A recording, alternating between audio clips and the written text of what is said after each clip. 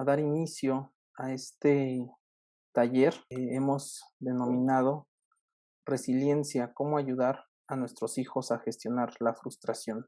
Va a estar a cargo del taller quien va a ser la expositora, es mi esposa, ya la conocen algunas, Tania Guillén. Ella es psicóloga educativa de formación y pues bueno, ha tenido también ya experiencia de tiempo atrás respecto a este tema de resiliencia. Sin embargo, pues bueno, no, no es lo principal, sino que también lo principal es que queremos que el Señor sea el que también pues hable a las vidas de cada uno de nosotros y que podamos pues también ver en su palabra y con la ayuda de Dios sea de edificación para cada uno de nosotros. Entonces, sin más, vamos a hacer una oración, hermanas, para que el Señor sea quien nos guíe y que este taller, pues, sea guiado por el Espíritu Santo y que el Señor nos acompañe en todo momento. Amén. Padre, en el nombre de Jesús te damos gracias, Señor, porque tú has sido bueno, nos permites estar reunidos, Señor, a través de estos medios electrónicos. Gracias, Señor, por estos medios que nos das y nos permites reunirnos de esta forma, Señor, y poder llegar a más lugares estando desde nuestro hogar. Gracias por la vida de cada una de mis hermanas, Señor, que ha decidido tomar este tiempo, Señor, ha destinado este tiempo para aprender, para escuchar y para compartir también, Señor, la sobre la educación de sus hijos. Gracias, Señor, porque tú eres bueno, gracias porque siempre tu misericordia está presente en nuestras vidas. Te suplicamos que tú bendigas este tiempo, que bendigas este taller, Señor, y que seas tú, Señor, por favor, guiando a la expositora, que seas tú, Señor, quitando todo estorbo que pueda haber y que la transmisión pueda ser buena, Señor, que no haya ningún impedimento. Te lo suplicamos en el nombre de Cristo Jesús. Amén. Bueno, pues sin más, les dejo ya en voz de mi esposa Tania. Gracias. Pues gracias, hermanos, por estar en este taller. Gracias a Dios también doy por sus vidas y porque nos permite tener este espacio para compartir este tema que en verdad es muy importante. El tema que hoy vamos a tratar es resiliencia, cómo ayudar a nuestros hijos a gestionar la frustración.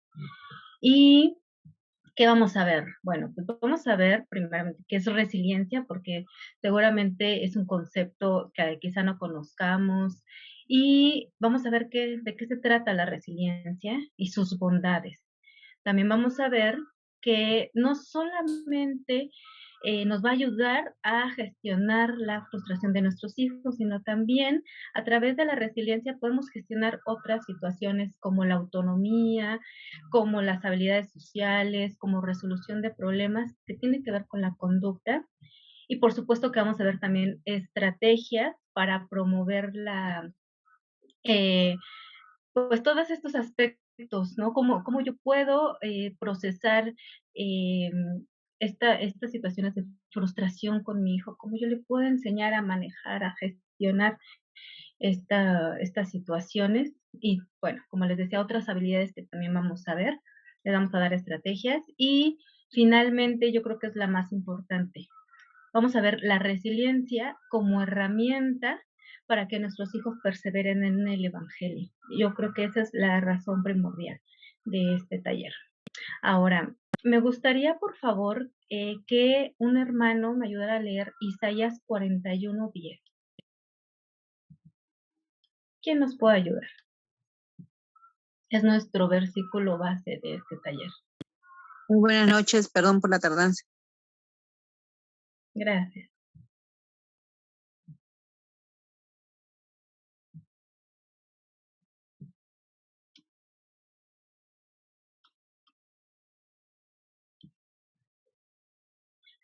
¿Hay alguien, hermano, que nos pueda ayudar o lo leo yo? Si no, no hay ningún problema. Yo lo leo. Sí.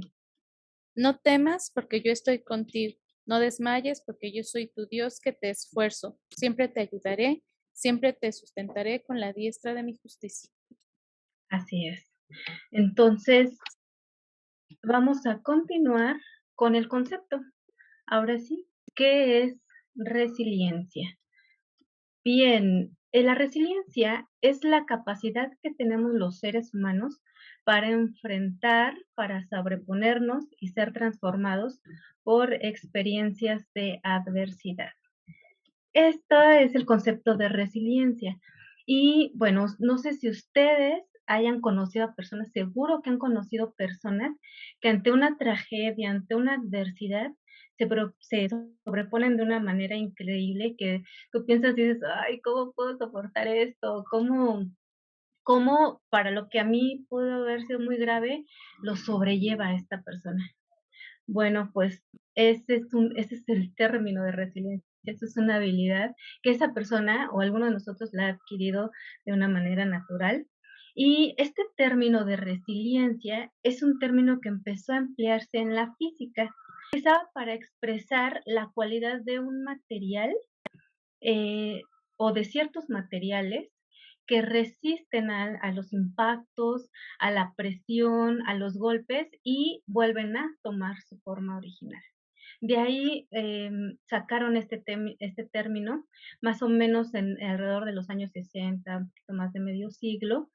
Se ha utilizado ya ahora en la psicología y ha sufrido diferentes transformaciones el concepto. De hecho, eh, por ejemplo, yo hace 10 años tomé este curso y el concepto era diferente al que ahorita se está manejando porque ha sufrido cambios, pero este es como que ahorita el actual.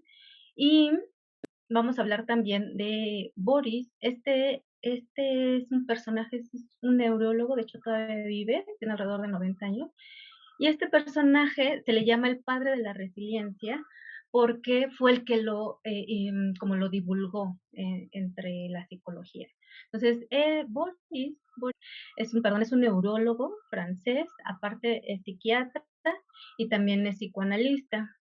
Y bueno, ¿quién fue Boris? Boris es un judío.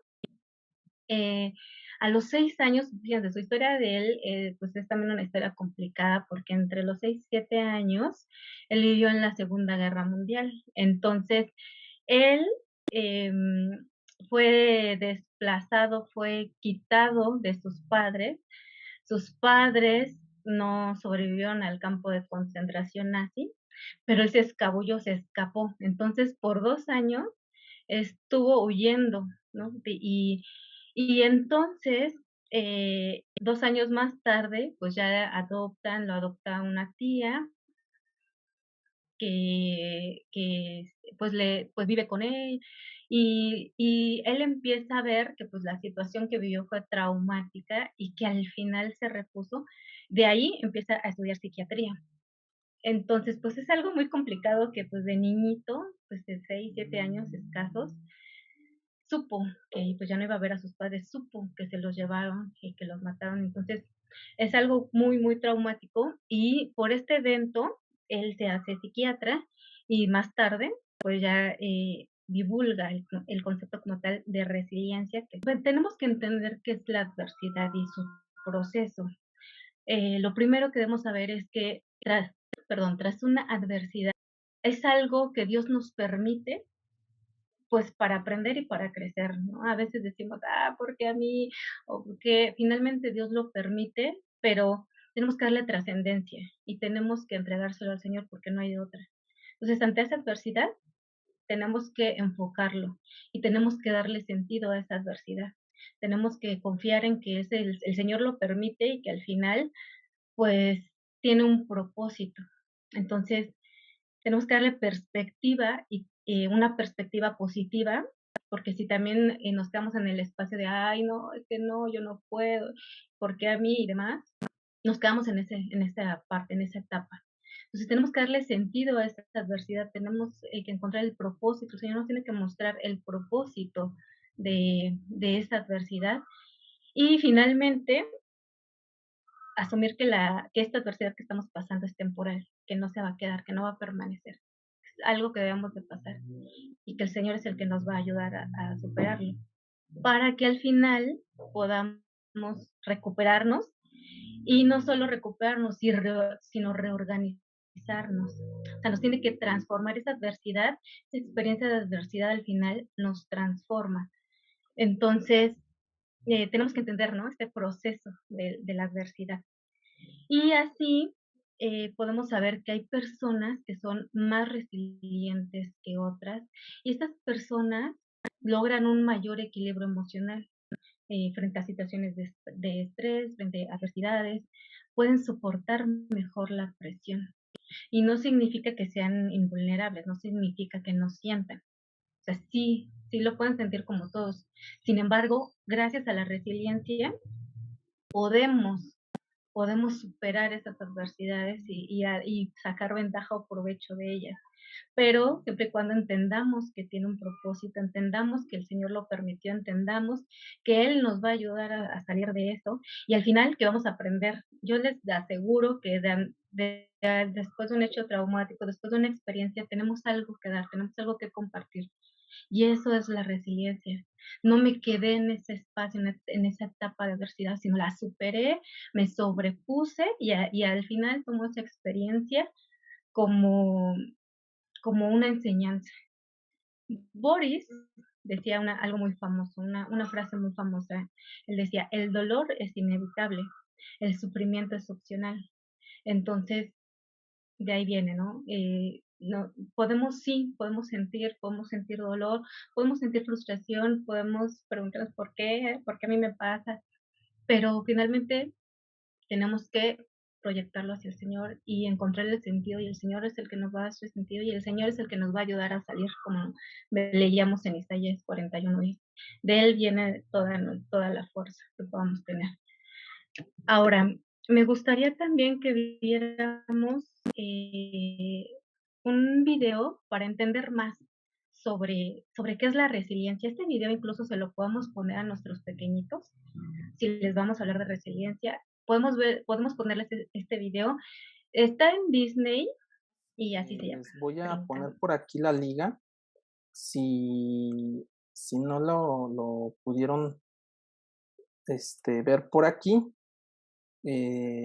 aquí en el chat de aquí puedo poner la liga para todos y lo puedan ver después, ¿de acuerdo? Entonces, podemos ver Listo, ahí está. que pese a las circunstancias, pese a las adversidades, condiciones extremas, eh, no pasa nada. O sea, seguimos adelante y al final aprendemos, nos enseña algo cada experiencia. Ahora, me gustaría también ver em, algunos personajes resilientes que se consideran resilientes. El primero de ellos es Thomas Alva Edison. Este personaje hizo muchísimos intentos, más de 1000 prototipos, para al final lograr inventar la bombilla eléctrica. Entonces, y con prototipos me refiero a fracasos. No le salió a la primera, a la segunda, después de 100 veces, después de 1000 veces, logró inventar la bombilla eléctrica. Entonces, no importan los fracasos, no importan los errores, nos van a ayudar al final, nos van a enseñar, nos van a dejar una enseñanza y al final vamos a tener un éxito. En este caso, pues él fue el inventor de la bombilla eléctrica. El segundo personaje es Albert Einstein. Él incluso de niño, los maestros habían dicho pues que probablemente tenía retraso mental porque pues no aprendía. Y con el tiempo pues se convirtió en físico y obtuvo el premio Nobel en física en 1921. Entonces, ¿no? Vemos también que vivió situaciones adversas, pero al final pues hoy es muy reconocido en el mundo de la física a nivel mundial. Y también tengo otro personaje que es Michael Jordan, seguramente lo conoce. Él se ha considerado, según mi esposo, y según muchos críticos, como el mejor jugador de básquetbol de la historia. Y Michael Jordan tiene una frase que se las voy a leer y dice: he fallado más de 9,000 tiros en mi carrera. He perdido más de 300 juegos. 26 veces han confiado en mí para hacer el tiro ganador y he fallado. He fracasado una y otra vez en mi vida y por eso es que soy exitoso. Michael Jordan. Entonces, el éxito no se logra a la primera. El éxito lleva un proceso de fracasos. Y a veces, hermanos, nosotros mismos como padres, pues igual nos frustramos ante el fracaso. Y a veces también eso mismo nosotros le enseñamos a nuestros hijos a rendirse. Me gustaría que pensáramos en personajes bíblicos. ¿Qué personaje ustedes ubican? Ya conocemos qué es resiliencia. ¿Qué personajes ubican que son resilientes? Job, José, Job. Muy bien. Pablo, ¿Un ejemplo de alguno de ellos? de Job, que lo perdió todo y a pesar de todo, pues siempre salió, vaya, victorioso porque su confianza la puso en Jehová. Entonces siempre, digamos que a pesar de que inclusive sus amigos le decían muchas cosas, su confianza la depositó toda en Dios. Sí, sí, es correcto. Y podemos encontrar así muchos personajes en la Biblia que, pese a toda la adversidad, pues el Señor ha sido su esperanza y el Señor les ha ayudado a superar, pues las pruebas, ¿no? En la Biblia podemos encontrar muchos personajes de la misma manera. Y bueno, como decíamos, la resiliencia es la capacidad que tenemos los seres humanos para enfrentar, para sobreponernos y ser transformados por experiencias adversas. Les decía que este concepto es ahorita el actual. Sin embargo, hace aproximadamente 10, 12 años yo había tomado un taller de resiliencia y el concepto cambiaba. Decía que era la capacidad oculta que tenía el ser humano para sobreponerse ante la adversidad. Entonces, decía que el poder venía de nosotros mismos, de nuestro interior.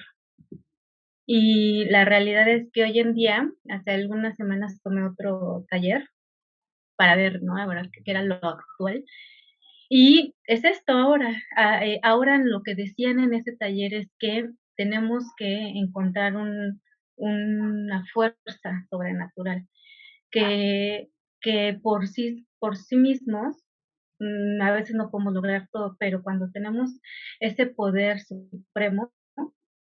es el que nos ayuda a salir adelante. Pero ellos decían que tu poder supremo puede ser pues tu abuelito que falleció, puede ser tu esposo, que es el que te motiva, puede ser pues un Dios, ¿no?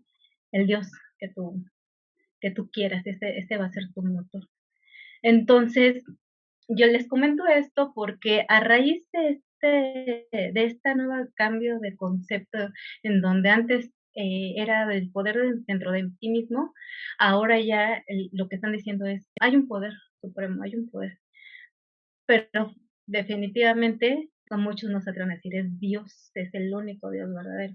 Ahorita vamos a ver un poquito de eso, porque nosotros como cristianos hemos entendido que nuestro poder no viene de nosotros mismos, sino que nuestra clave para resistir ante cualquier situación extrema es la fe en nuestro Señor y es la esperanza que tenemos en el Evangelio de Cristo. Entonces, sabiendo eso, hermanos, les voy a enseñar una imagen. Esta es una resonancia magnética, perdón, ya me salté. Les voy a mostrar esta imagen. Esto se hizo a raíz de una investigación de la Universidad de Yale y es una resonancia magnética o neuroimagen, como ahora se le conoce. Y podemos ver ahí la corteza frontal, donde están los círculos, sí podemos ver esta parte donde está encerrado. Esto es la corteza prefrontal. Entonces, es un cerebro resiliente y un cerebro no resiliente. ¿Qué pasa? ¿Qué se dan cuenta que pasa ahí? En uno, que es el resiliente, hay una activación y en el otro no la hay. Entonces, todo indica, los investigadores neurocientíficos indican que la corteza prefrontal, que es la parte de nuestro cerebro que se encuentra aquí, es el área del cerebro responsable de predecir la capacidad de recuperación ante situaciones de estrés. Entonces, vean cómo en una persona resiliente se activa, o sea, ante una situación estresante, se activa, y alguien que no es resiliente, no se prende, no se ilumina esa área. Entonces, también hay investigaciones que dicen que la resiliencia es innata. ¿Qué quiere decir esto? Que las personas nacen resilientes, pero gracias a que nosotros somos seres que tienen la capacidad de aprender, gracias a la plasticidad de nuestro cerebro, a cualquier edad puedes aprender. Y esto quiere decir que también cualquiera puede ser resiliente, cualquiera puede aprender resiliencia, puede desarrollar habilidades resilientes gracias a la plasticidad. Y con la edad igual, sí, gracias al cerebro y gracias a la plasticidad que tenemos, podemos aprender. Sin embargo, definitivamente no es lo mismo de niños, aprender de niños, personas en edad avanzada, pero al final también aprendemos. Entonces, todo esto, todas las circunstancias, todo lo que pasa, es un trabajo psíquico el que modifica nuestro cerebro. Todas las circunstancias son lo que modifican la estructura de nuestro cerebro. La explicación de esto sería cómo algunas personas pueden tomar de una manera más ligera una adversidad que otras. Porque toda su vida han desarrollado resiliencia o son resilientes y otras no. Pero como les decía, no importa si no nacimos con esa habilidad, la podemos desarrollar. Y ahorita vamos a ver algunas estrategias para desarrollar resiliencia. Entonces, Dios ha configurado nuestro cerebro para sobrevivir, en desarrollar estabilidad, no importa si de repente nosotros decimos, ay, es que yo no soy tan resiliente, no puedo. Todos podemos, hermanos, en Cristo todo lo podemos. El Señor es el que nos puede ayudar en esta situación. Y también me gustaría hablarles de otra cosa muy importante sobre la resiliencia y que también los investigadores, los científicos no le quieren dar el crédito a Dios, pero ahorita les voy a platicar que al final, pues es Dios, o sea, no hay más. Resiliencia que habíamos comentado, Boris Cyrulnik, y él tiene varios libros, ha hecho pues varios trabajos sobre la resiliencia en diferentes etapas, pero una de ellas que me llama la atención y que tiene que ver con nuestro tema es un libro que se llama Psicoterapia de Dios, la fe como resiliencia. En este libro hay muchas cosas importantes de las que íbamos a hablar, pero hay un estudio específico. Hay un estudio en donde los investigadores querían ver la actividad cerebral durante la oración, o sea, qué pasa en nuestro cerebro cuando oramos. Entonces, ¿esto por qué? Porque se acuerdan que les decía que hace tiempo no se hablaba de un ser supremo que nos ayuda, sino que se decía que la resiliencia viene de adentro, viene de nosotros y que es un poder oculto que se puede sacar en cualquier momento de mucho estrés, bajo mucho estrés o bajo alguna adversidad, puede sacar ese poder. Bueno, a través de los años se ha demostrado, incluso hasta le dicen que es la zona de Dios, algunos, porque efectivamente se han dado cuenta que sí pasa algo en los cerebros de las personas que somos creyentes, en las personas que somos cristianos. Les voy a hablar del primer estudio. Este es un estudio que se hizo a una persona creyente y a otra no creyente. Entonces, los neurocientíficos, a través de la resonancia magnética, les piden, la consigna era que oraran. Pero por supuesto que el no creyente, pues se pone a orar, pero no se activa la zona. ¿Qué ¿Cuál zona creen que es la que se activaría? Pues la corteza prefrontal, que es donde decíamos que ya se ha declarado que ahí se encuentra el área en donde tenemos la capacidad de salir adelante, pues, en las circunstancias, o sea, el área de la resiliencia, algunos le llaman, que es donde se encuentra la resiliencia. Entonces, la corteza frontal en una persona no creyente no se activó, aunque le dijeron, no, pues tú ora y tú pídele a Dios y demás, no se activó. Pero en una persona creyente se activa la zona de la corteza prefrontal. Hay estudio 2. El estudio 2 no es de ese libro, es de otro artículo que leí, un artículo científico, y habla de un neurocientífico de Dinamarca, un científico danés. Y él le hace una prueba a 20 cristianos, jóvenes cristianos. Primer consigna, que rezara. El resto sabemos que son frases estructuradas, frases de repetición, de memorización. Entonces piden que rece. Después le piden que oren. En la oración ya es algo libre, algo informal, es cuando hablamos con Dios, es una charla improvisada con Dios. Le piden o les piden que hagan su oración. Y finalmente la otra consigna es Dios y Santa Claus, ¿no? Les piden que oren, que le oren a Dios, pidiéndole algo, que le ore a Santa, pidiéndole algo así. Pasa, o qué pasó en estas tres situaciones. Bueno, pues la primera, donde rezan, no hubo nada de activación en la corteza prefrontal. No se activó. En la oración libre se activa. Cuando en el tercer ejercicio de Dios y Santa, pues la situación fue que con Santa esa zona permaneció inactiva, pero con Dios no. Entonces la explicación era que pues al ser Santa Claus un ser ficticio, un ser irreal, pues no lo tomaron, o sea, no se activó esa zona y a Dios lo tomaron como un individuo real, un ser con el que pudieron hablar, con el que pudieron conectarse, tener esa conexión, y se activó la zona prefrontal, la corteza prefrontal. Otro beneficio, otra situación que encontraron fue un beneficio. El beneficio es que se activa el sistema de recompensa. Al orar, el cerebro premia con una sensación de bienestar a las personas creyentes que hablan con Dios. Entonces, por eso les decía, bueno, es que ellos al final no quieren darle la gloria y el peso a Dios, pero nosotros sabemos que sí. El autor dice que pues no tiene nada de místico, no tiene nada de fantástico, porque al final esa zona se activa cuando hablas con alguien, que es como si habláramos con otro ser humano. Entonces textualmente dice, es como hablar con otro ser humano, no encontramos evidencias de nada místico. Sin embargo, nos damos cuenta que al final nosotros sabemos el poder de la oración y sabemos que al final obtenemos nosotros una respuesta, sabemos que hablamos con Dios y sabemos que somos escuchados.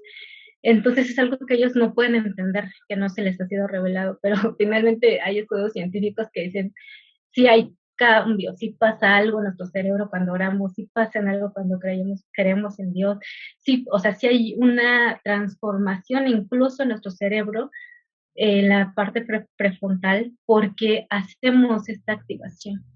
Entonces, por eso es que les decían que ahora ya los estudios dicen, pues pídele a un ser supremo y que te va a ayudar, porque han detectado, han encontrado que al final las personas creyentes somos más resilientes que alguien que no.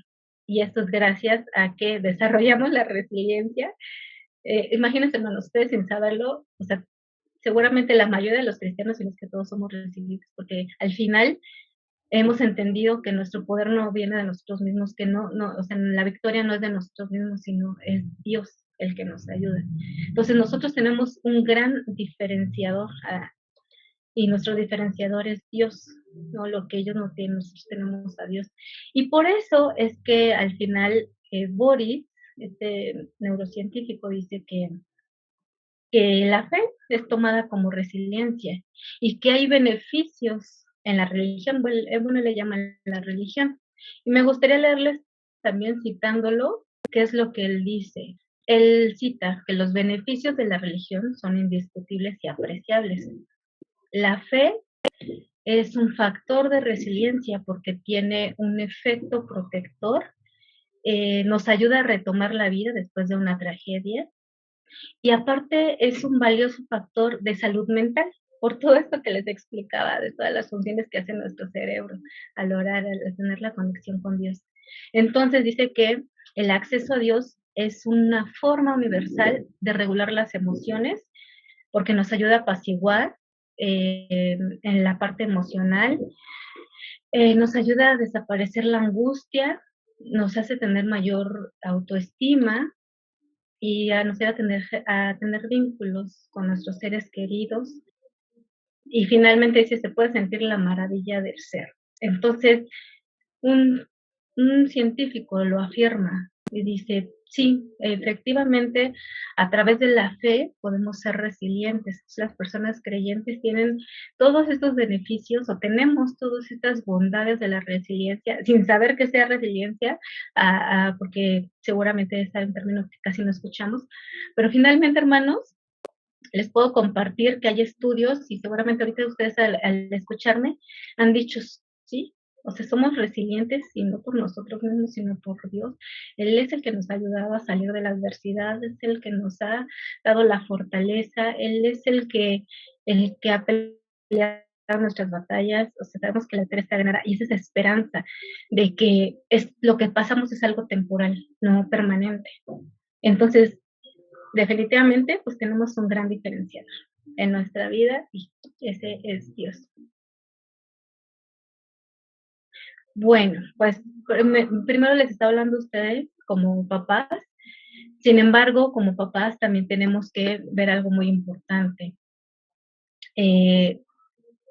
Nuestros hijos nos imitan, nuestros hijos ven cómo nos conducimos. Entonces, cómo nos comportemos, cómo veamos las situaciones, cómo accionemos ante las situaciones, ellos lo aprenden, ellos lo miran, ellos nos observan y nos leen. Entonces, hay que tener nosotros mucho cuidado porque somos sus modelos a imitar. Y podemos ser buenos modelos o malos modelos. Jesús, por ejemplo, fue el maestro de maestros y él les enseñó a sus discípulos. Con ejemplos en todos los evangelios podemos ver cómo les decía, vayan y háganlo, véanme, mírenme, los mandó de dos en dos y les enseñó, o sea, primero les modeló, les enseñó y después le dijo, ahora ustedes hagan. Entonces, les decía, hay que tener mucho cuidado también nosotros cómo nos conducimos porque ellos aprenden de nosotros. Tenemos que nosotros también primero ver qué tan resilientes somos y también trabajar en eso para después también apoyar a nuestros hijos. Vamos a ver qué características no son resilientes y por favor, hermanos, sean muy sinceros, identifiquen a sus hijos, vean qué características tienen que no son resilientes. La primera es dificultades para resolver problemas. ¿Ellos lo resuelven o nosotros se lo resolvemos? ¿Saben resolver problemas o no saben? Escaso control de emociones. Se enojan, se frustran, berrean, hacen sus rabietas. ¿Qué pasa? ¿Controlan sus emociones?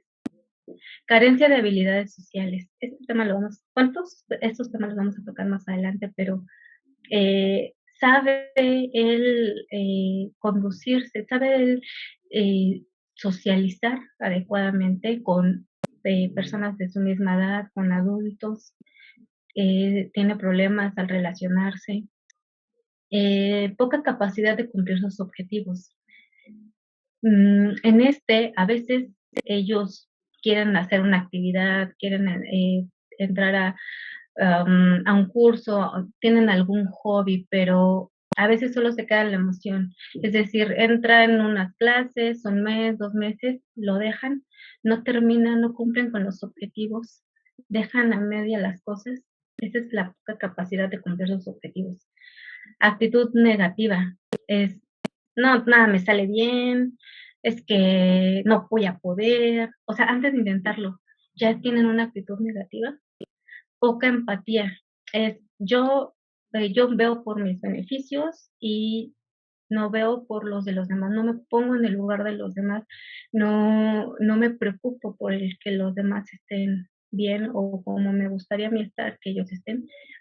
Tienen poca empatía con sus hermanos, con los demás familiares, evaden sus errores. También esa es otra situación. A veces, hermanos, nuestros niños mienten y mienten para no ser disciplinados y mienten diciendo yo no fui, yo no lo hice. Le dicen, ay mamá, es que quiero esto, es que quiero otro. Cuando alguien ya lo puede hacer, falta de autonomía. Estas son características de un niño no resiliente. Pero como les decía al principio del taller, nosotros podemos modificar esa parte y dotarle de habilidades, practicar, eh, todo es práctica, practicar para que al final él logre desarrollar esas habilidades, sí, sí lo podemos hacer. Entonces, vamos a ver algunos objetivos y estrategias para desarrollar resiliencia en nuestros hijos. Bueno, eh, vemos que la tolerancia a la frustración es uno de los temas que acompañan a la resiliencia. Entonces, y de ahí vamos a ver otros temas que también deben de acompañar a la resiliencia. Entonces, la resiliencia va más allá de que nuestros hijos sean tolerantes a la frustración. Y para entender la tolerancia a la frustración, pues debemos entender su proceso. Entonces, tenemos que entender que hay un proceso de frustración. Mientras nosotros no sepamos que la frustración es algo natural, cada que nuestro hijo llore, cada que haga berrinche, vamos a correr a socorrerlo, a que, ay, no, es que no quiero que llores, que no quiero. La frustración, hermanos, es algo que tenemos que pasar, es algo que tiene que suceder. Y bueno, las etapas de la frustración son las siguientes. Primero, nuestro hijo tiene que enfrentarse al intento. Hace rato decíamos, no, ay, es que si tiene el pensamiento negativo de que no voy a poder, o sea, ya vio lo que tiene que hacer, pero empieza, es que no voy a poder, no, es que mejor no, porque me va a salir mal. Entonces, no lo estamos dejando que se enfrente al intento. Tiene que enfrentarse al intento. Después, que lo ejecute. De verdad, hermanos, que hay niños que no pasan por este proceso. Hay niños que se quedan en el enfrentarse al intento y no lo logran. Se quedan en esa parte. Entonces, vamos a llevarlos a ejecutarlo. Ya después, bueno, ya viste de qué se trata la consigna, ejecútala. Después vemos ya el resultado. Siempre va a haber un resultado y puede ser positivo o negativo. Cuando es negativo, y seguro va a ser así porque no siempre las cosas nos salen a la primera, viene la parte de la frustración. Entonces, aquí en la frustración es donde tenemos nosotros que como papás presentarlo, exponerlo a la frustración.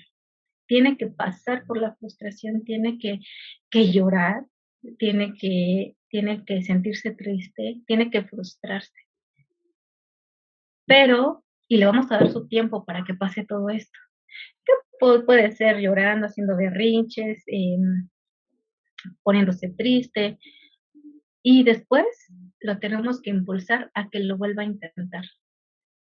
¿De acuerdo? A veces como papás decimos, no, es que no sufra, porque es que está llorando mucho, es que se puso muy triste, es que, no, pobrecito, es que sufre, no le estamos ayudando, estamos permitiendo que se haga un niño y después un adulto intolerante a los fracasos, que se rinda fácilmente, que o también, por ejemplo, características de niños poco tolerantes a la frustración es que son muy impulsivos, porque no piensan antes de hacerlo y lo hacen y entonces ya se equivocaron y entonces se enojan porque ya se equivocaron.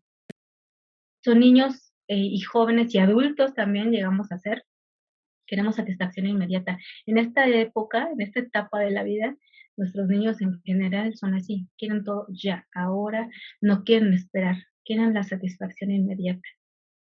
Entonces, hay que llevarlos, hermanos, a pasar por este proceso. Es necesario para desarrollar la tolerancia a la frustración. Es necesario y que nosotros los impulsemos, que nosotros los enfrentemos, porque entonces vamos a formar niños intolerantes y después cuando son adultos, pues tienen muchos conflictos por lo mismo.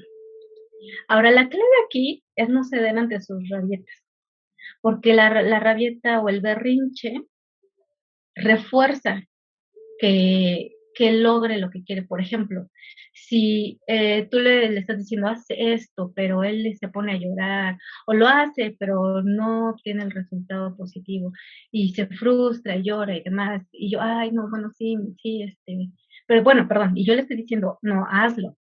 Y él empieza a llorar, y yo voy y ya lo consolo, bueno, está bien, hijito, no te preocupes, ya no lo hagas.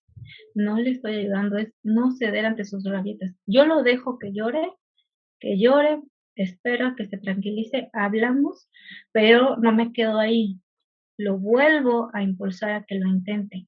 Entonces, si yo cedo ante sus rabietas, lo que estoy haciendo es eh, permitiendo que él no logre después tolerar la frustración.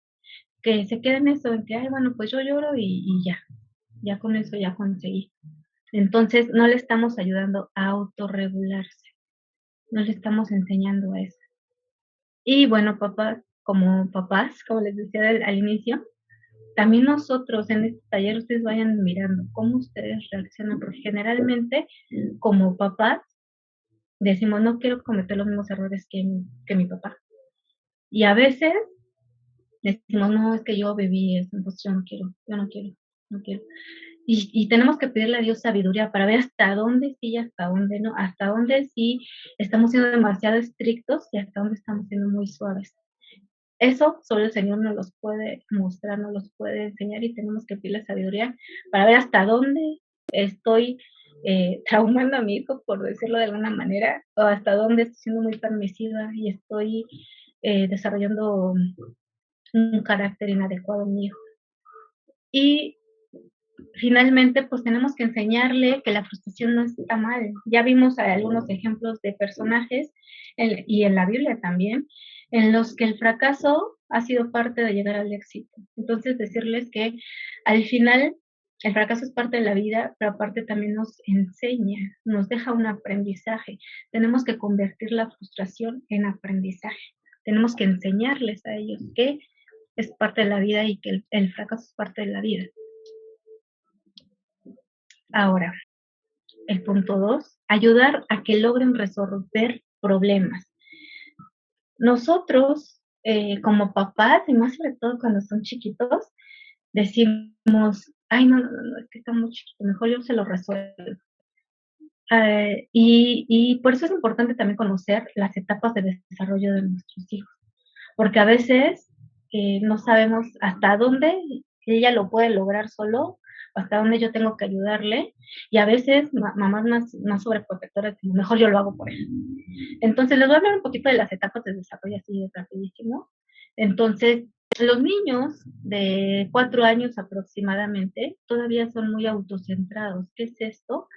Que su único mundo es ellos. Tienen la convicción, tienen la certeza que no hay otro mundo más que el de ellos. Que solo existe un mundo, el de ellos. No piensan en los demás, se centran en sí mismos. Entonces, ahí van a haber cosas en las que también porque el cerebro todavía no está desarrollado, no pueden lograr pensar más allá. Entonces, es importante saber que esta etapa de autocentrado la tienen que superar.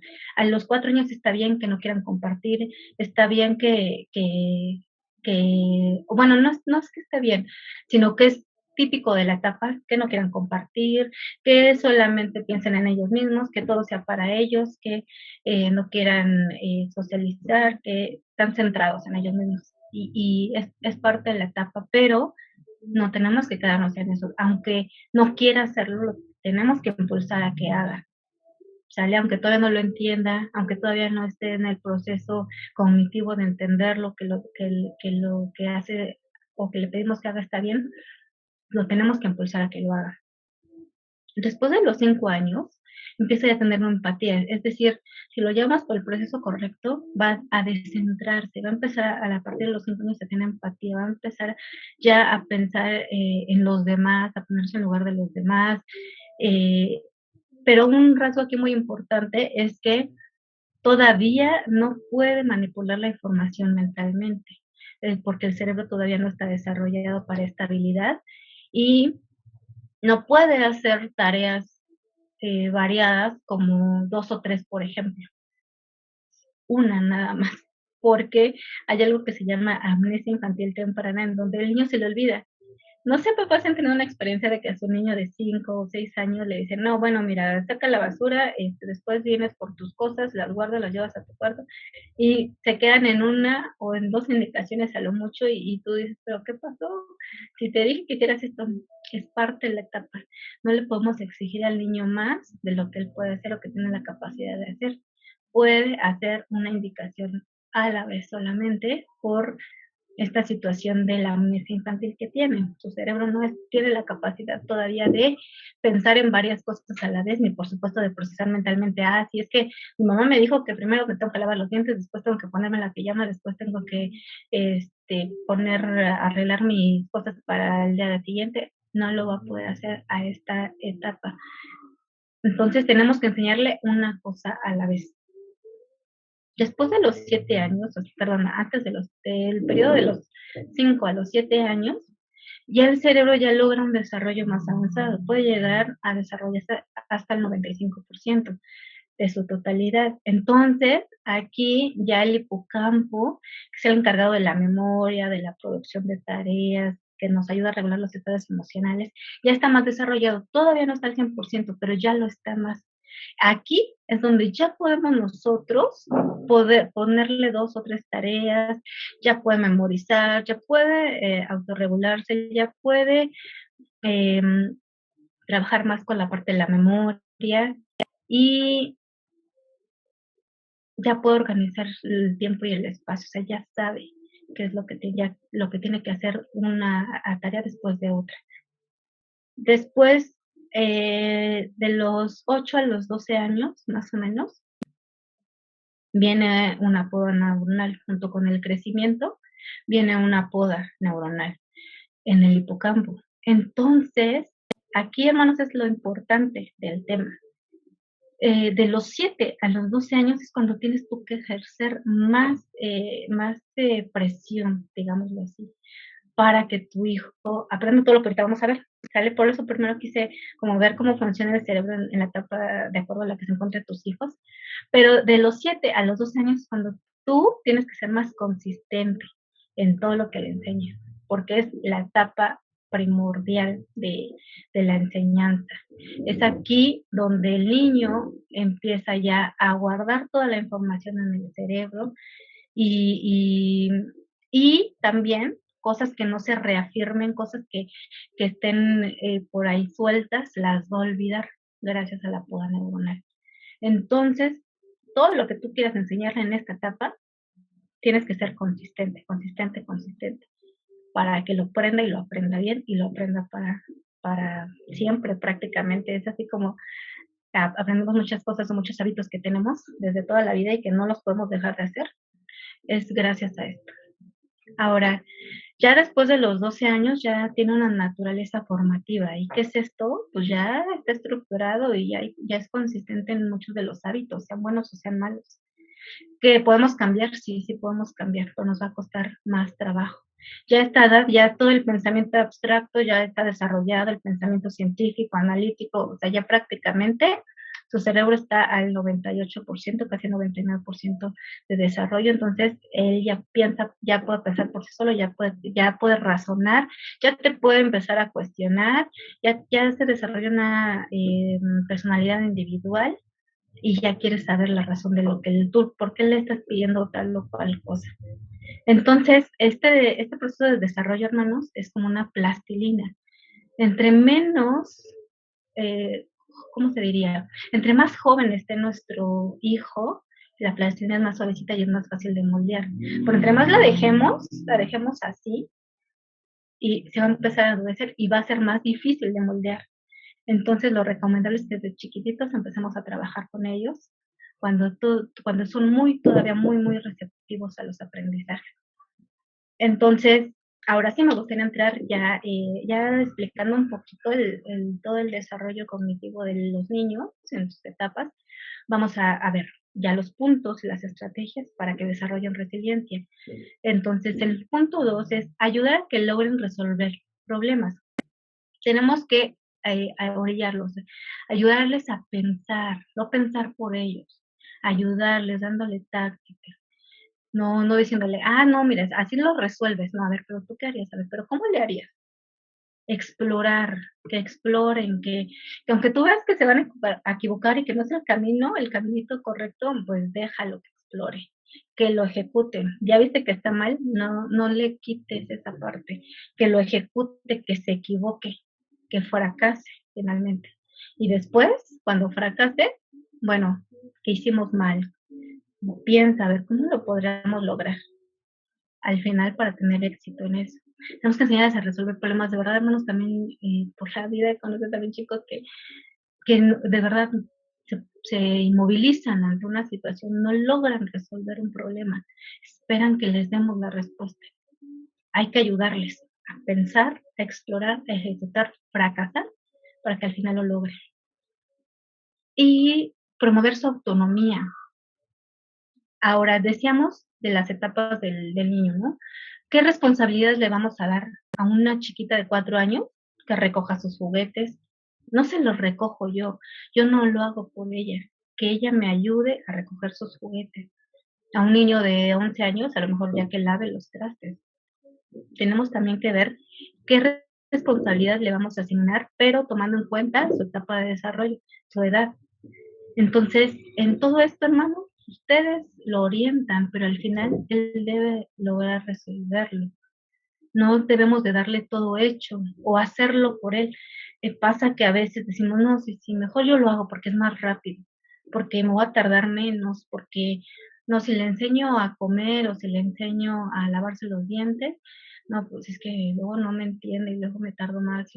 Mejor yo lo hago. No, ¿nos vamos a tardar? Sí. ¿Lo vamos a repetir más de una vez? Sí. Pero al final, él va a lograr hacerlo solo y al final vamos a ver esa parte autónoma que él va a ir desarrollando. Y finalmente, que ellos,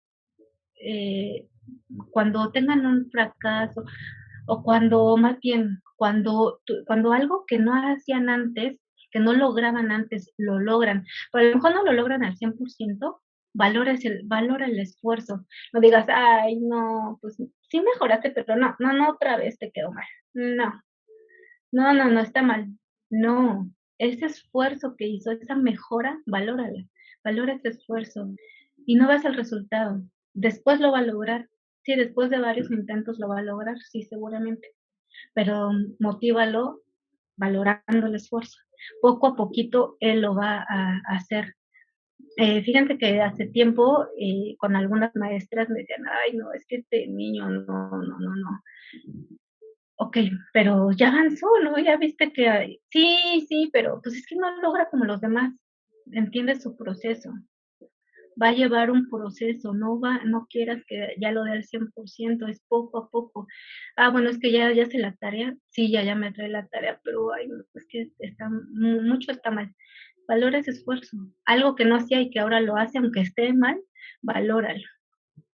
Y es como ellos van a poder ser más autónomos, van a poder llegar a lograr resolver problemas, ser autónomos, pero tú tienes que enseñarles, no hacerlo por ellos. Y muchas veces, y está comprobado que los niños están más frustrados porque más les solucionamos.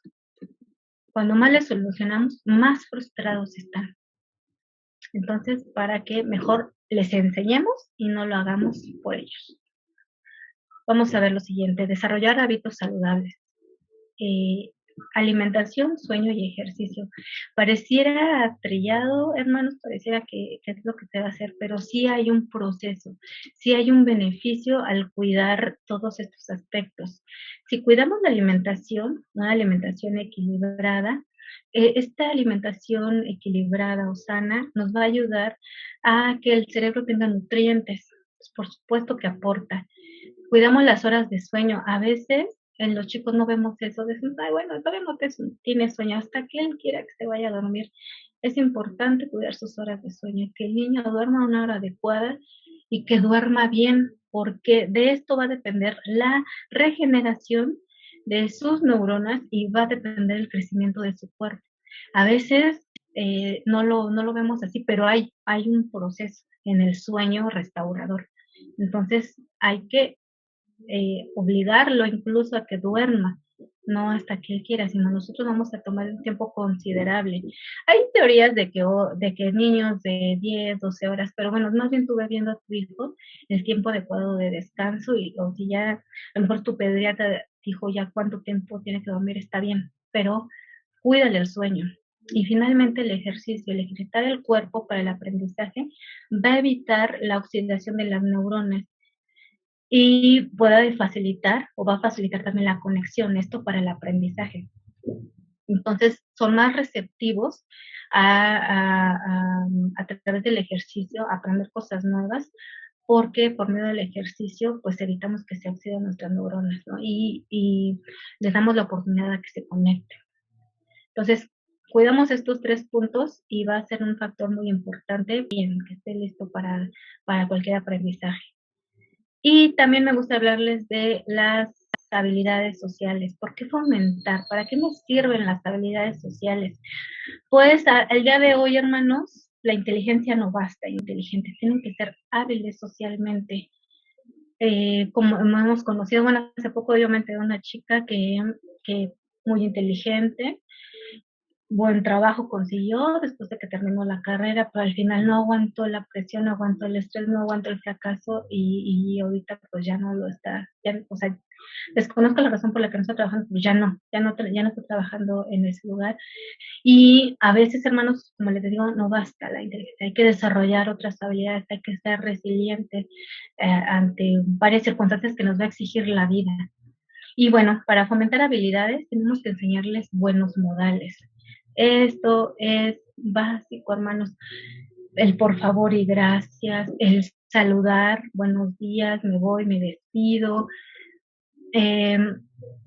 A veces también yo veo a los chiquitos que están hablando los papás y llegan y prácticamente lo jalonean y hazme caso y aquí estoy, enseñarles que hay tiempos y que me permita, a lo mejor no le vas a decir en ese momento, espérame que no ves que estoy hablando, sino a lo mejor hazle una seña, con él acuerda que a lo mejor si le tomas la mano, tócalo, si le tomas la mano, si lo tocas del hombro, espérame tantito, ahorita te atiendo. Porque también si lo ignoramos va a estar ahí y no se siente escuchado y no se siente amado.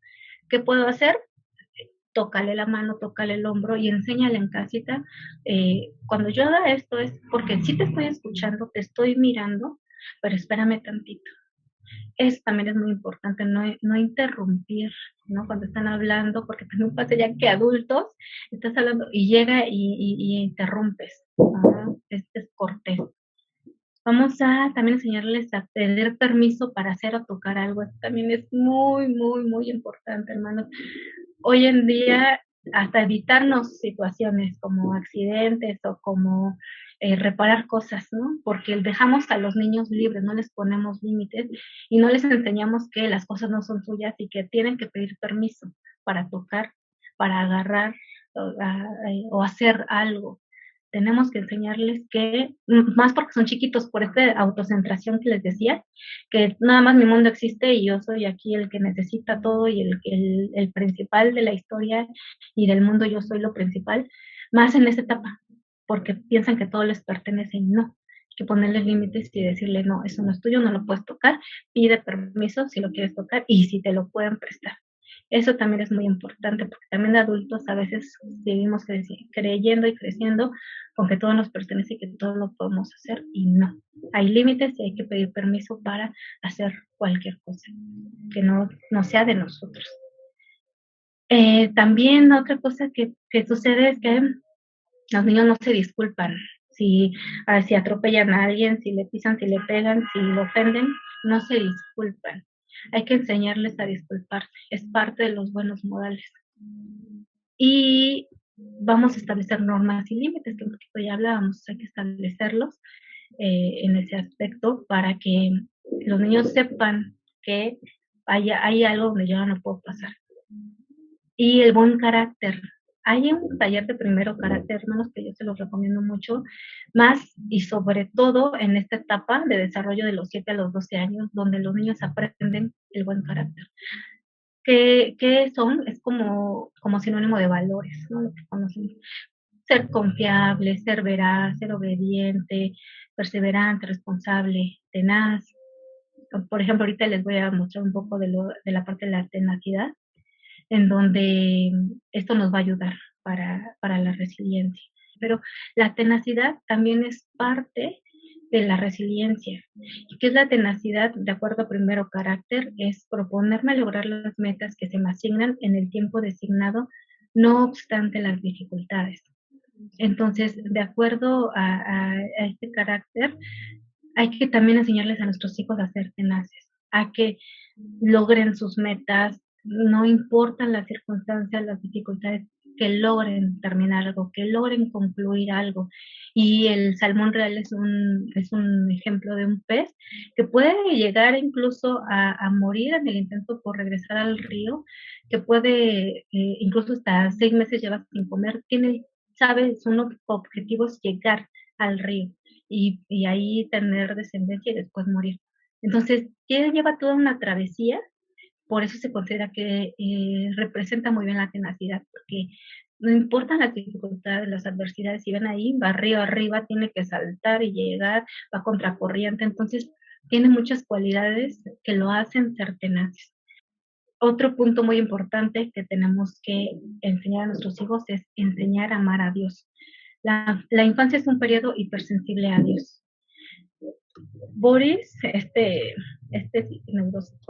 neuropsiquiatra, perdón, lo dice. Tenemos que enseñarles a amar a Dios. Es un proceso en el cual durante la infancia están muy receptivos a este aprendizaje. Él lo decía, en la infancia tú puedes enseñarle todo, tú eres su modelo, él va a aprender de ti el mundo, ¿va? Cómo conducirse en el mundo. Entonces, por esa situación, la infancia se convierte en un periodo en el que los niños pueden aprender a amar a Dios, y eso es pues, tu tarea, ¿no? Ese es algo que tú puedes hacer o que todos deberíamos de hacer. Y me gustaría para eso ver el versículo de Proverbios 22:6, que dice, instruye al niño en su camino y aun cuando fuere viejo no se apartará de él. Entonces, esto es muy cierto y por supuesto que está sustentado también ya con la ciencia. Si de por sí de esto lo creíamos y lo creemos siempre, también, o sea, lleva su proceso. Entonces, es porque para el niño tú vas a ser su figura primaria, la que le va a enseñar todo, la que va a imitar todo, la que le va a decir que sí, que no. Entonces, tú vas a ser su figura de apego, su figura primaria. Y ellos lo que buscan desde que nacen es una figura de apego, alguien con quien tengan una estabilidad, alguien con quien tengan una relación, una conexión de apego que sea siempre constante, que sea permanente, y eso no somos nosotros como papás.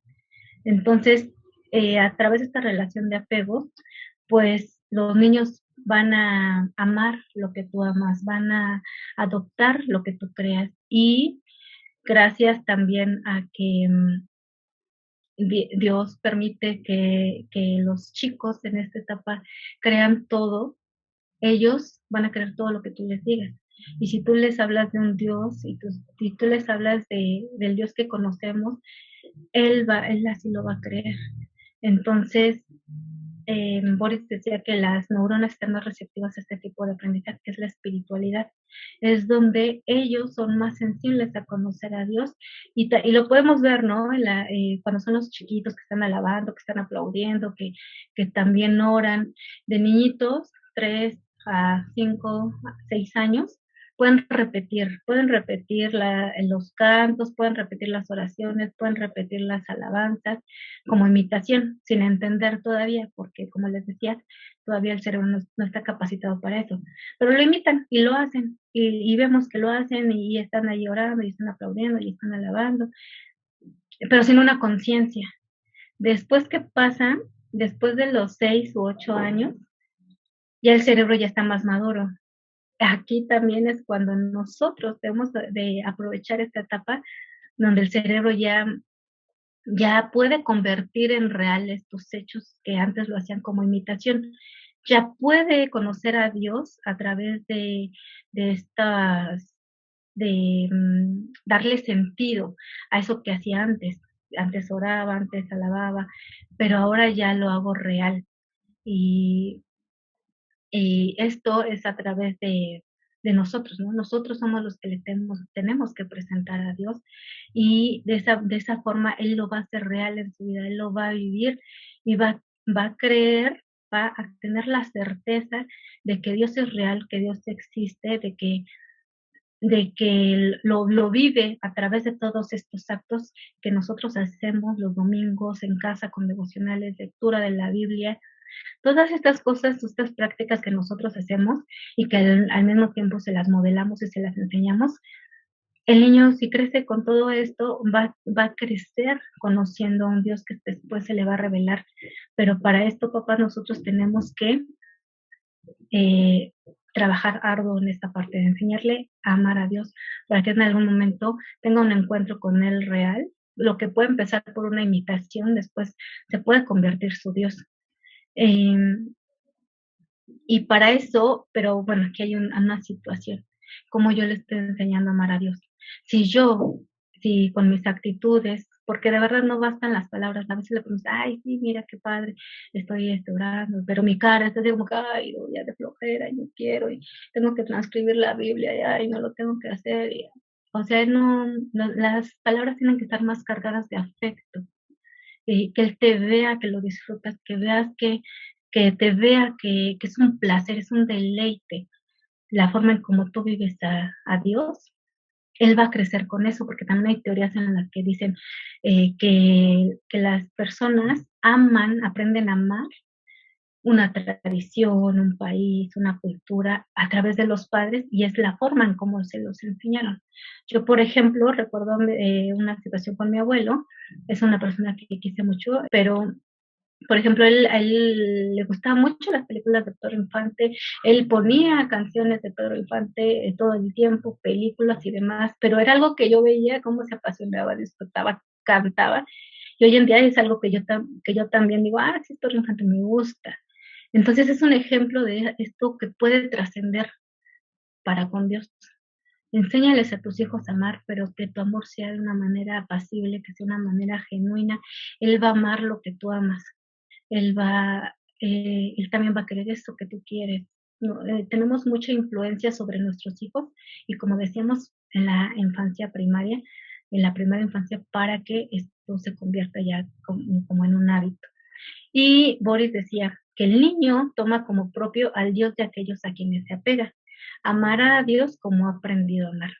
Si nosotros tenemos a un Dios distante, un Dios lejano, un Dios de domingos o de cada mes asisto, que me congrego en la iglesia, así va a aprender a amar a Dios, porque así lo aprendió de sus papás. Un Dios distante, ambivalente.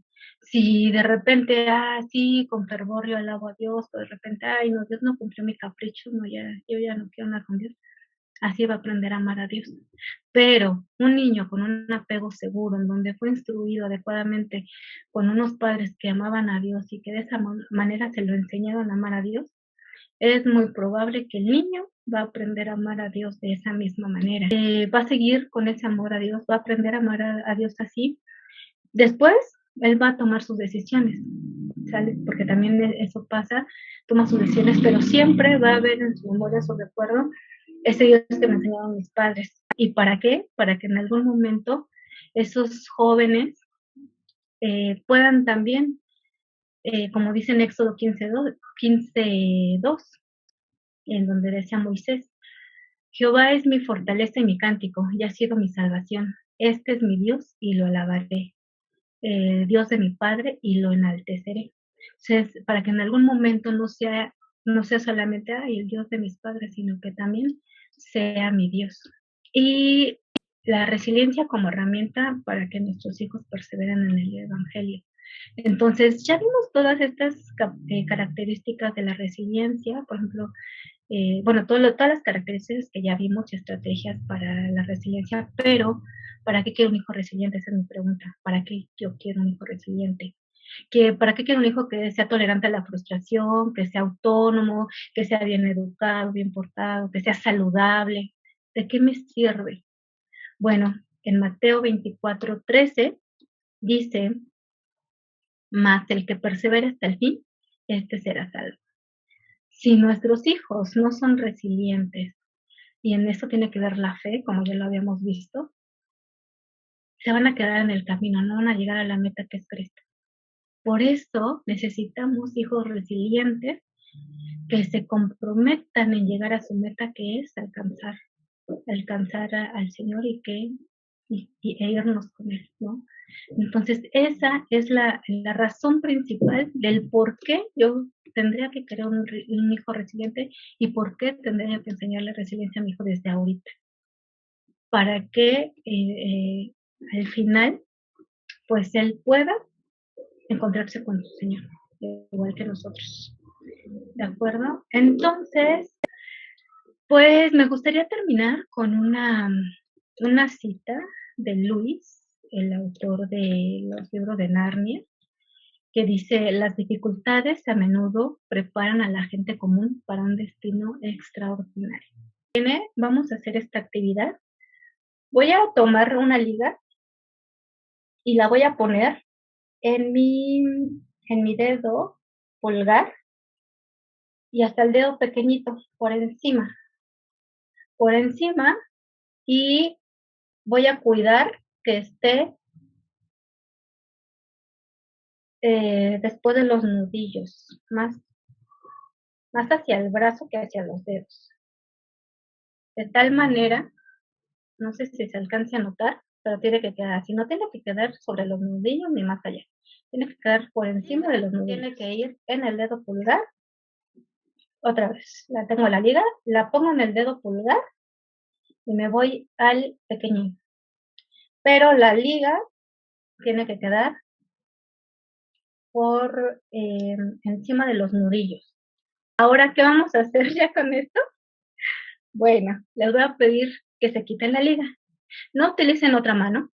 No van a utilizar ninguna otra herramienta más que su propia mano.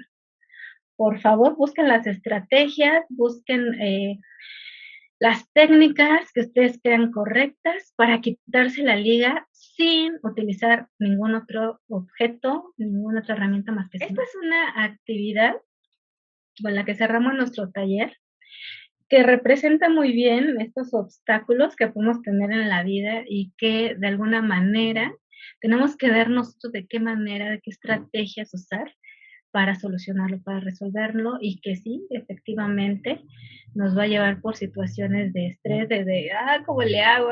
No puedo, ¿no? Alguien que me quiera platicar su experiencia. Ganas de agarrarlo con los dientes. Sí, a mí también alguna vez me pasó eso. Digo, ajá, sí. Es correcto. Y está bien, hermanos, sentir, es parte. Sin embargo, no nos quedemos ahí, no renunciemos, no que, ya no pude, no, ya no puedo, y la boto ahí, y no. ¿Con qué podemos dar este ejemplo, por ejemplo, a los niños? Porque digo, la verdad es que resiliencia, pues esto es la lucha, ¿no? Es una lucha de no vencerte hasta lograr algo. Pero ¿con qué ejemplo podríamos comunicárselo a los niños? Miren, yo les recomiendo. Ok, sí. Pues hay uno para niños, es el de todo lo puedo en Cristo que me fortalece. Es algo que generalmente los papás aplicamos, ¿no? Cuando el niño no puede, cuando el niño se frustra, se fastidia, ya no quiere lograrlo. Pero también hay que entender que a veces tampoco eh, significa que Dios me va a conceder todo y que gracias a eso yo voy a poder resolverlo, porque a veces no va a ser así. Entonces, sí, sí puede ser. Sí, mi amor, tú lo puedes, tú lo puedes todo en Cristo porque Cristo te fortalece, pero también a veces cuando no sea así, cuando el plan de Dios no sea eso, pues también decirle, sí, es que a veces también Dios nos quiere enseñar algo, nos quiere que aprendamos de otra manera. Entonces, como decíamos al principio, nuestra fuerza viene del Señor, Él es el que nos sostiene, Él es el que nos da la victoria. Eso se lo tenemos que enseñar a nuestros hijos. Y, por ejemplo, yo para niños propondría ese versículo, que todo lo puedo en Cristo que me fortalece. Pero también, como siempre, pues a veces no va a ser el plan de Dios y a veces no va a ser a la primera y no por eso Dios no me ama y no por eso Dios no hace lo que yo quiero, porque a veces somos berrinchudos, hermanos, a veces queremos que Dios cumpla todos nuestros caprichos y tenemos que enseñarle a nuestros hijos también que Dios no es así, que no está a nuestra disposición para que Él nos conceda todo lo que queramos. Y trabajar con la frustración, bueno, no se logró, no se pudo, no estuvo en tus manos, porque también a veces eso pasa, no es de ti, son otras circunstancias ajenas, externas. Cuando son intrínsecas, cuando son dentro de mí, ahí sí, papás, motívalo, no tienes que lograrlo. Pero cuando ya también son ajenas, ahí es donde dicen, bueno, no, ni modo. Nos quedamos con el fracaso en otro momento, será en otra circunstancia, hoy no. Es que cuando vaya a empezar una actividad, cuando vaya a empezar algo, lo tiene que terminar, porque y es mantenerte firme en esa decisión. O sea, cualquier actividad que le pongas a hacer, eh, tiene que, tienes que enseñarle a que lo logre, a que no se rinda, a que no importa si se equivoca 1, 2, 3, no le sale 10 veces, 20 veces, o sea, tiene que conseguirlo. Y en eso va, si arma un rompecabezas, si lee un libro, si tiene una actividad extracurricular, si lo que sea, lo que emprenda, lo que tú le encamines a emprender, no tiene que dejarlo, tiene que concluirlo y tienes que promoverlo. Entonces, por eso puede ser cualquiera, puede ser rompecabezas, puede ser, no sé, basquetbol, algún idioma, lo que sea, lo tiene que terminar. Clau quiere participar. Clau participa. Sí, a mí se me ocurría, Tania, no sé, el aprender a brincar la cuerda, ¿no? Por ejemplo, con niños pequeñitos se puede empezar con la cuerda en el piso y irla subiendo hasta que pudieran tomar en su mano la cuerda y pudieran brincarla.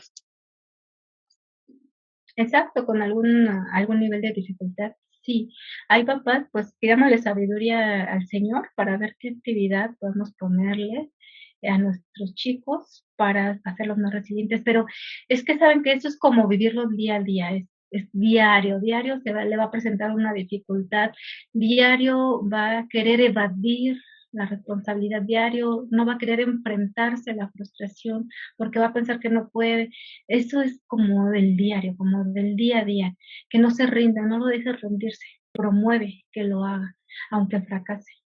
Sí, hay Así un me tocó. ejemplo un ejemplo de resiliencia, no tanto para ejercitarla, pero para que el niño pueda entender qué es lo que se espera de él en el sentido de la resiliencia.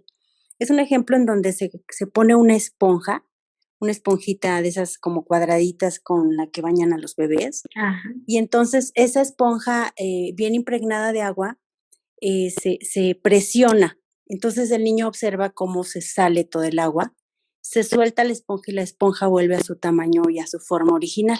Entonces algo así es la resiliencia.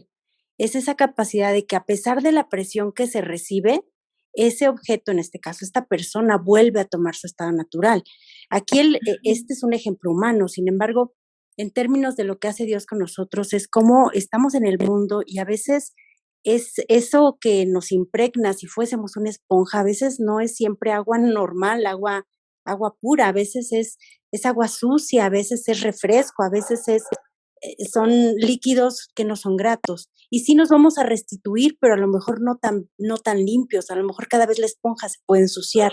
Entonces creo que ahí es la responsabilidad de que todo lo que absorbas tiene que ser santo, tiene que ser del Señor, para que también sea más fácil volver a restituirse, porque creo que el Señor es poderoso, es milagroso y el Señor nos santifica y el Señor nos hace perfectos, pero creo que humanamente nos va a costar más en la medida que más nos ensuciemos, en la medida que más nos hundamos.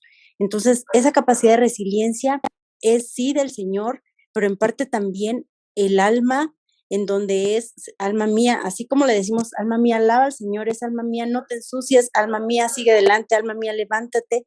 Y ahorita con la condición que están viviendo los niños y los jóvenes de esta situación de pandemia, de las redes sociales y demás, creo que es una lucha de todos los días, no solamente del contexto externo, sino también de ellos, hasta de levantarse, de querer comer, de querer bañarse, de querer hacer las cosas.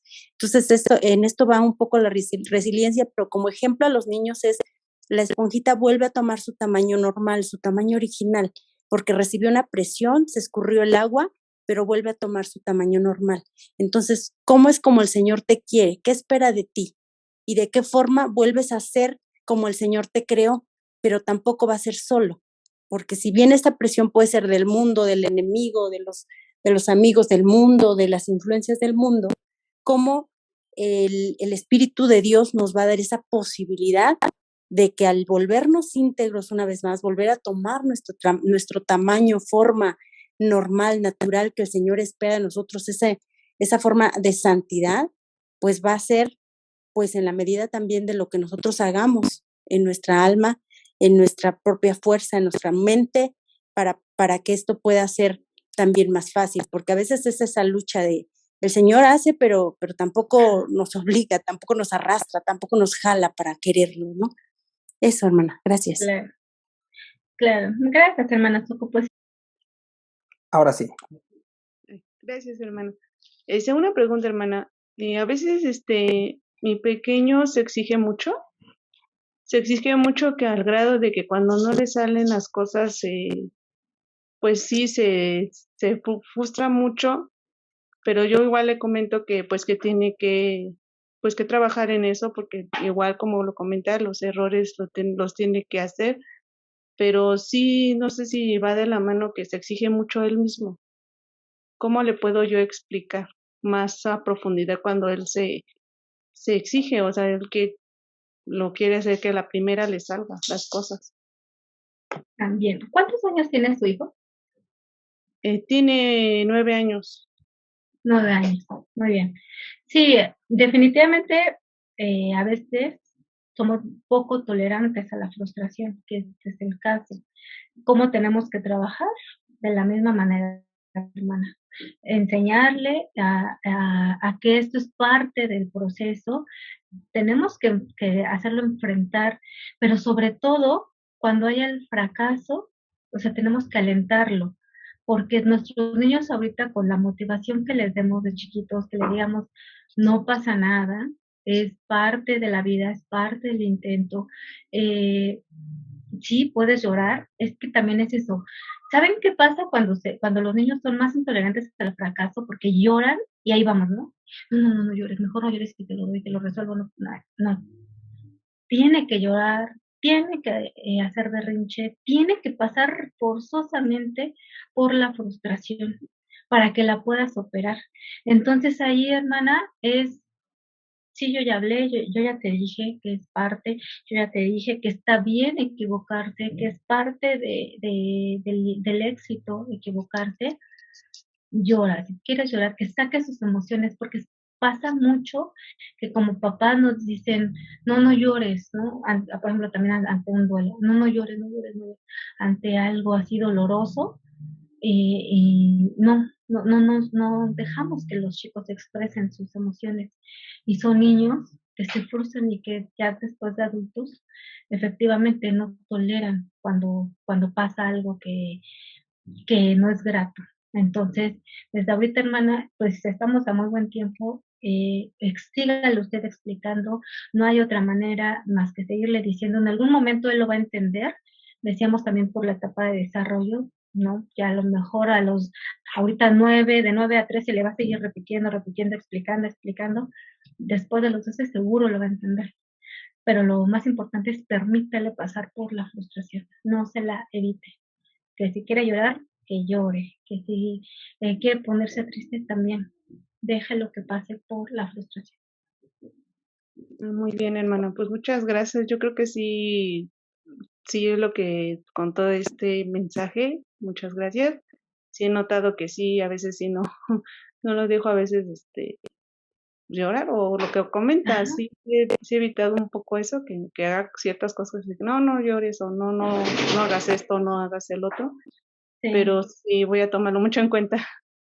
Muchas sí, gracias. hermana, y pues sí, es dejarlo que viva en la parte del fracaso, la parte de, del sentir esa incomodidad, porque entre más lo sintamos, vamos a irnos liberando y vamos a ser todavía más receptivos y vamos a tomar a bien ya después, ¿no? Que si no nos sale mal, perdón, si nos sale mal, volvamos a intentarlo y no pasa nada. Pero hay que permitirles ese proceso, que vivan su proceso. Ujú. Gracias, hermana. Hermana, quería preguntarle, yo tengo una niña de 3 años, es bien complicado, quiero trabajar con ella, el tema de la obediencia, todo eso, y me cuesta mucho trabajo. Yo en particular tengo el carácter fuerte y creo que mi hija lo sacó más fuerte. Entonces estoy batallando un poco ahí y no sé si ustedes pueden recomendarnos algún libro, bueno, para leerlo, porque también, pues, le digo, tengo el carácter fuerte y estoy sometida a mucho estrés laboral, entonces de repente me desespero y me quiero ahorcar yo y me quiero ahorcar a todo el mundo, ¿no? Pero pues, poco a poco el Señor ahí, voy trabajando, ¿no? Me voy tomando de la mano de Dios. Pero sí quería saber si ustedes me pueden recomendar algún libro Sí, o alguna creo que manera sí. para yo poder, pues, instruir desde ahorita a mi hija, ¿no? Y con todo el amor de mi corazón, pues, llamarle la atención cuando haga algo mal o no, y también saber cuáles son, o sea, si es normal a su edad, o sea, qué límites se le tienen que poner, de qué manera se le tiene que hablar. También otra cosa muy importante, este, qué tanto le puede afectar a ella en su alma el que yo le grite, ¿no? Todas esas cosas, o le alce la voz, o de qué manera, porque de verdad me preocupo. O sea, al final, este, amo a mi hija y quiero ser, ahora sí como dicen, la madre perfecta en que no se pueda, ¿no? Pero, bueno, es eso en general, hermana. Sí. Bueno, hermana Damaris, primero tenemos que entender que la etapa en la que está su hija en- se llama la etapa de los terribles dos, ¿no?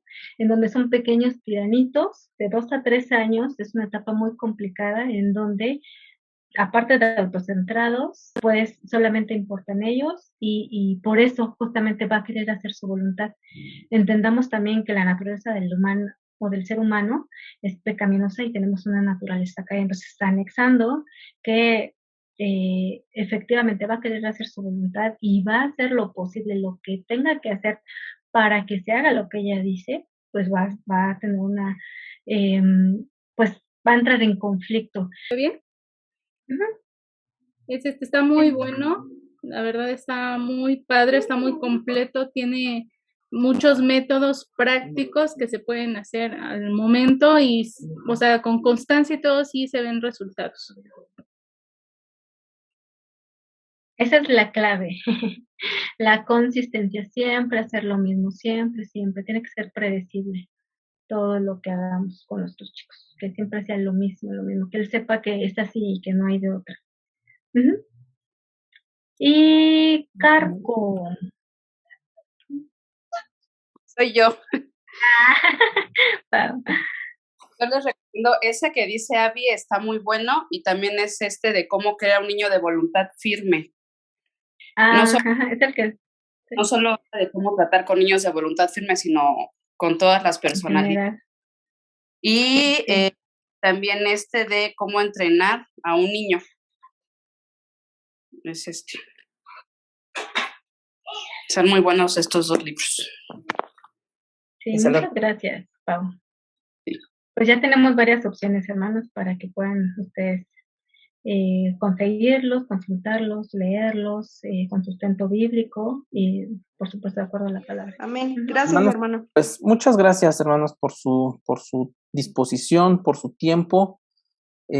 Vamos a continuar con algunos temas y vamos a hacer algunas otras actividades también para padres que han decidido, hermanos, de educar a sus hijos de una forma diferente, conforme a los principios y la voluntad de Dios. Entonces, damos muchas gracias a Dios, oramos para despedirnos y pedirle al Señor que esto, si bien hay muchos datos y muchos consejos a partir de lo que la propia psicología, la ciencia, la neurología ha dado, sabemos que nuestra principal ayuda es el Señor y podemos ver todo por su palabra. Amén. Padre, en el nombre de Jesús te damos gracias, Señor, por este tiempo que nos has permitido tener. Gracias, Señor, por la vida de cada una de mis hermanas, mis hermanos, Señor, de las madres y los padres, Señor, que han decidido, Señor, educar a sus hijos de una forma distinta, de una forma conforme a tu voluntad, Señor, siguiendo tus principios. Gracias, Señor, porque tú has puesto en cada uno de ellos, has puesto, Señor, esa inquietud. Y te pido, Señor, en el nombre de Jesús, que tú dotes de sabiduría, Señor, que des de ciencia, para que ellas, Señor, puedan continuar guiando, instruyendo a sus hijos, Señor. Por favor, Señor, dales la fortaleza que también necesitan, cada fuerzas físicas, fuerzas también en su espíritu y en su alma, Señor, para que puedan continuar en esta labor, Señor, que tú nos has dado a cada padre y a cada madre. Ponemos en tus manos esta noche, Señor, y te damos muchas gracias en el nombre de Cristo Jesús. Amén. Hermanos, pues que Dios les bendiga. Muchas gracias. Y nos estamos viendo en la próxima. Que Dios les bendiga. Muchas gracias. Muchas gracias, hermanos.